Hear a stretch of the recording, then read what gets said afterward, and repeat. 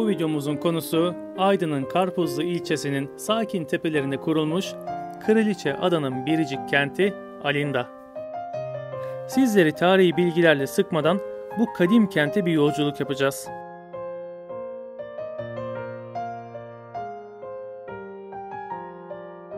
Karpuzlu sokaklarında adımlamaya başladığımızda görüyoruz ki evler antik kentte bütünleşmiş. Karpuzlu evlerinin duvarlarında Alinda'ya ait taşları, sokaklarında lahitleri görüyoruz. Antik doku her yerde.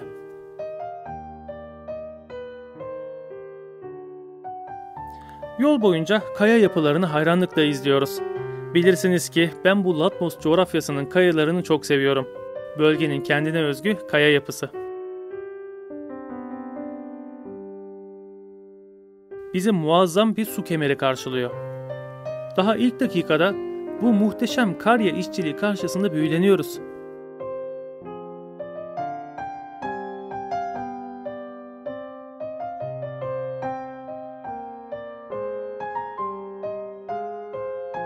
Vaktim olsaydı arazide bu kemerin su yolunu takip eder, antik su kaynağının izlerini sürerdim.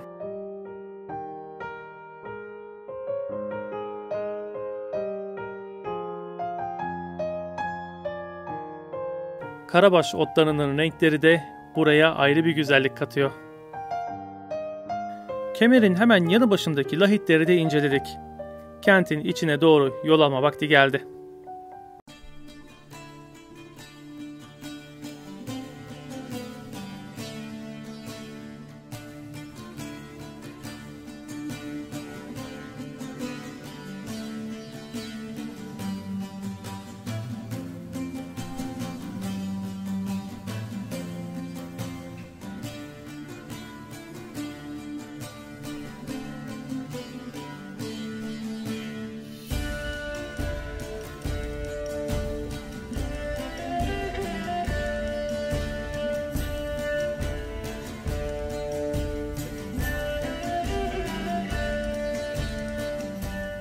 Bu kentin nekropolünün neresinde olduğunu soracak olursanız her yerinde olduğunu söyleyebilirim. Karye tipi mezarlar kentin dört bir tarafındaki kayalara oyulmuş. Kente çok mistik bir hava katıyorlar.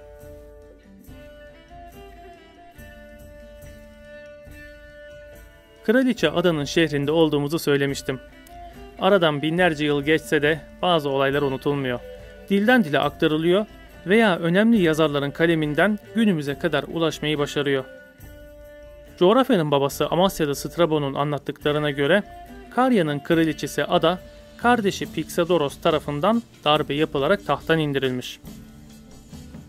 Yönetimi ele geçiren Pixadoros, kardeşi Ada'yı Alinda kentine sürgün göndermiş. Alinda'ya sürgün giden Ada, tahtı geri almak için uygun zamanı kollamış. Yaklaşık 6 sene boyunca beklediği fırsat nihayet kendiliğinden gelmiş. Büyük İskender. Kraliçe Ada, Büyük İskender'in huzuruna çıkarak başında olduğu Alinda kentini kendisine sunmuş ve Pers yönetimlerine karşı aynı safta olmayı teklif etmiş. Ayrıca Büyük İskender'e manevi annesi olmak istediğini de belirtmiş. Büyük İskender, Kraliçe Ada'dan etkilenmiş. Kendisine sunduğu Alinda kentini cömertçe geri çevirmiş. Üstelik manevi evladı olmayı da kabul etmiş. Ayrıca tahtı geri alırken Halikarnassos şehrini işgal etme şerefini de Kraliçe Ada'ya vermiş. Nihayetinde Ada tüm Karya'nın kraliçesi olmuş. İşte Kraliçe Ada'nın hikayesi böyleydi.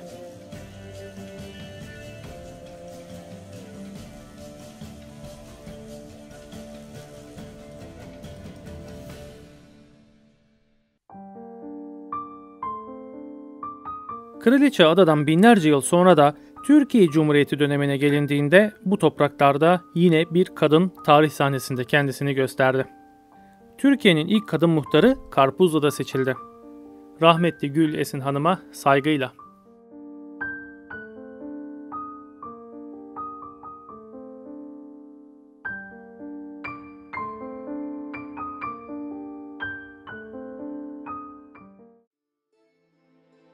Alinda kentinde her şeye hazır olun.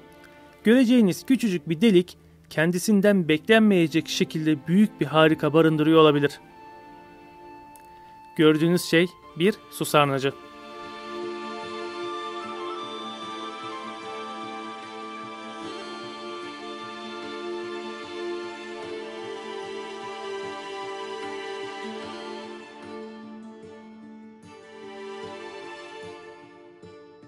Bu tepede kente su sağlayan sarnıçlar bulunuyor. Hem de oldukça büyük ve derin sarnıçlar. İçine düşünce çıkamayacağınız cinslerden. Zaten sarnıçlardan birisinin köşesine taşlar yığılmış. Acaba içine insan düştü de taşları köşeye yığarak tırmanmaya mı çalıştı?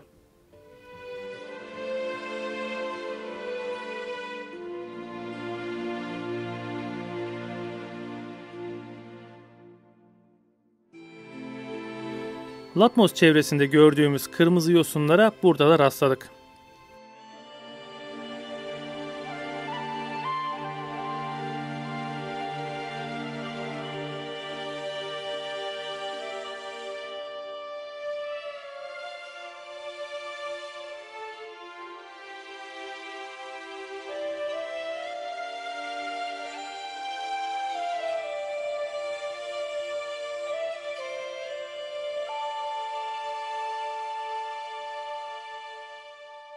Çalışmalarından faydalandığım araştırmacı George Bean, 1963 yılında bu kente de uğramış. Bizlere çok güzel eserler ve fotoğraflar bırakmış. Çektiği fotoğraflardan tanıdığım kayayı canlı canlı incelemek bende heyecan uyandırdı.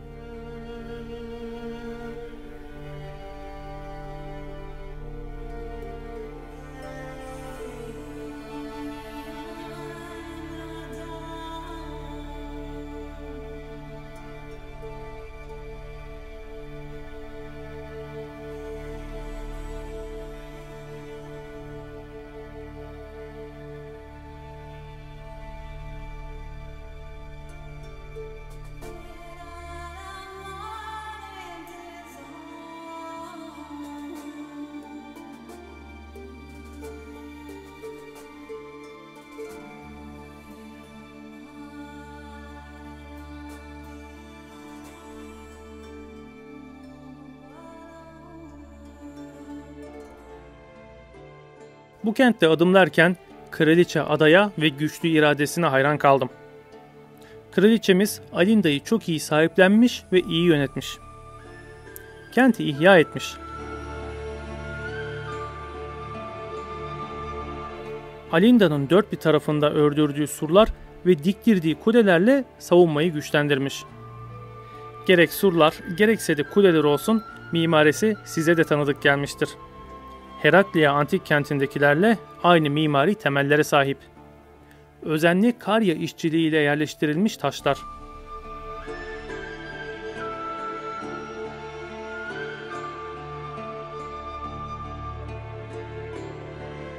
Alinda'da bu iki katlı gözcü kulelerinden çok sayıda var. En iyi korunmuş olanlarını da uzun uzun inceleme fırsatımız oldu. Bu kent antik Karya dokusunu çok iyi yansıtıyor.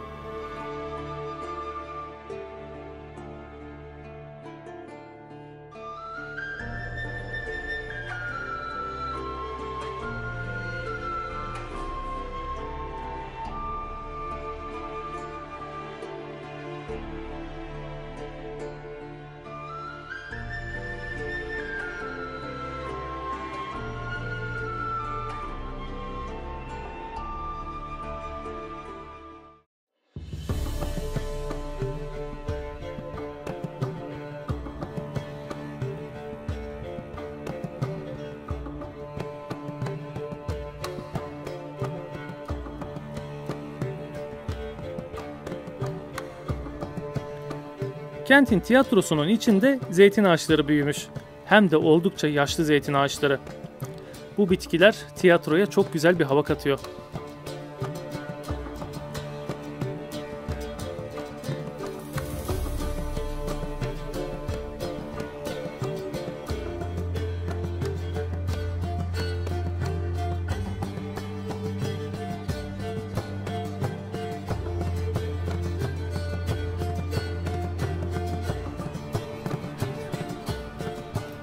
Söz yine Likya'dan açılıyor Ama Likya'da Arikanda kentinin tiyatrosunda da bir ağaç çıktığını görmüştük. Kocaman bir çam ağacı tiyatronun o büyük mermer bloklarını kaldırarak büyümüş ve tiyatroya bambaşka bir hava katmıştı. Alinda'nın oturma sıralarına da bakınca doğanın zamanla nedenli değiştirici güce sahip olabileceğini görüyoruz. Koca koca taş basamakların hepsi yerlerinden oynamış.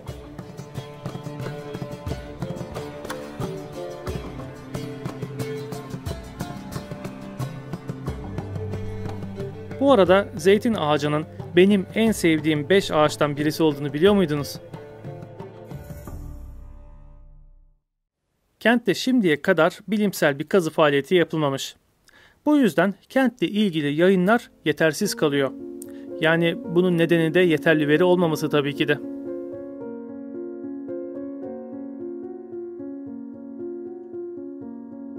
Tiyatro güneydoğu istikametine bakıyor ve yan duvarlarının üzerinden manzara bir harika görünüyor. Karpuzlu Ovası'nın geniş bir bölümünü görüyorsunuz. Burada bir süre zaman geçirdik. Hatıra fotoğraflarımızı da çekildik. Alinda konum itibariyle İçkare bölgesinde Alabanda ve Labranda kentlerine komşu bir konumda yer alıyor. Bu üç kentin yakın ilişki içinde olduğunu söylemek yanlış olmaz. Zaten dokuları, mimarileri neredeyse aynı. Alabanda kenti videomuzu izlemiştiniz. Labranda gezimizi de bu şekilde paylaşacağımı bildirmek istiyorum. Böylece bu üç kentin tamamını ele almış olacağız.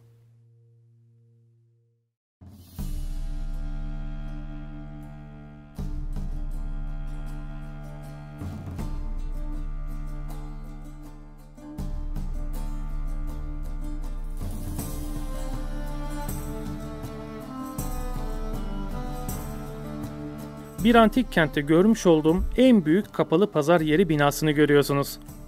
Kentlerde normalde agoralar görürüz ama burada agoranın yanında bir de böyle bir bina yapma ihtiyacı duymuşlar. Kapalı agora veya market binası desek de doğru olur.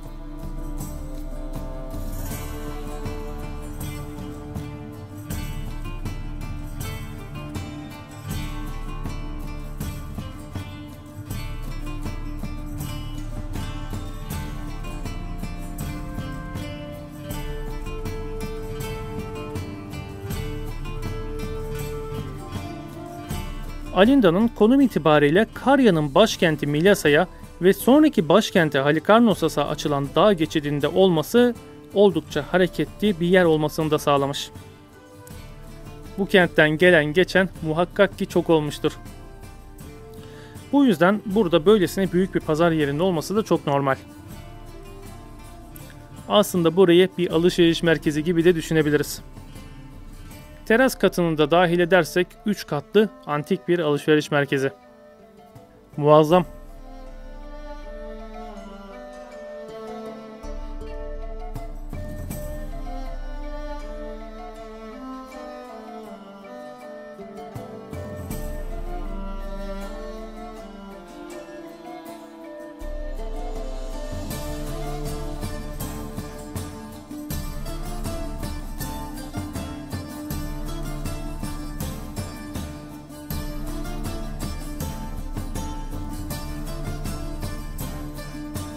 Enerjisi oldukça yüksek bir yer. İnsanın böyle bir bahar ayında bu yeşillikler içinde özgürce koşturası geliyor.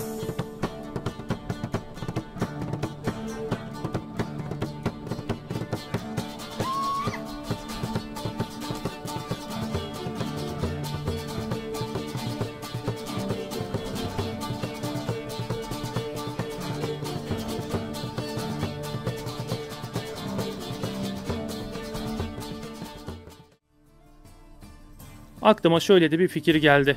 Bu bina aslında çok güzel müze olur. Nasıl olacak diye soracak olursanız söz yine Likya'ya geliyor ama Likya'da Andriyaki kentindeki Granaryum yani tahıl ambarı binasını örnek gösterebilirim. Profesör Doktor Nevzat Çevik hocamızın kazı başkanlığını yürüttüğü Andriyaki kentinde bu Granaryum binası restore edilmiş ve müze binası haline getirilmiş. Yıllar önce ziyaretini gerçekleştirerek hazırladığımız Andriyake ve Mira kentlerini anlattığım videomuzu da muhakkak izlemenizi isterim. Bu videoların bağlantılarını açıklamalar bölümüne ve videonun sonuna ekliyorum.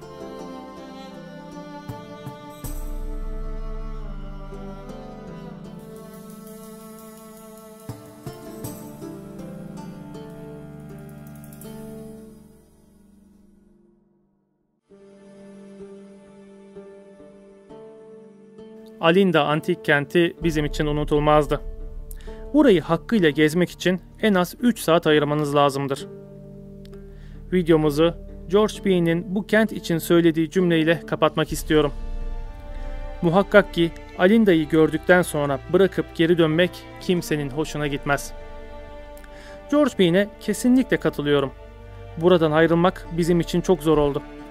Güneşi burada batırdık. Ovaları, dağları izledik. Papatya topladık. Antik dokusuna temas ettik. Ve eski insanların yaşantısını hayal ettik.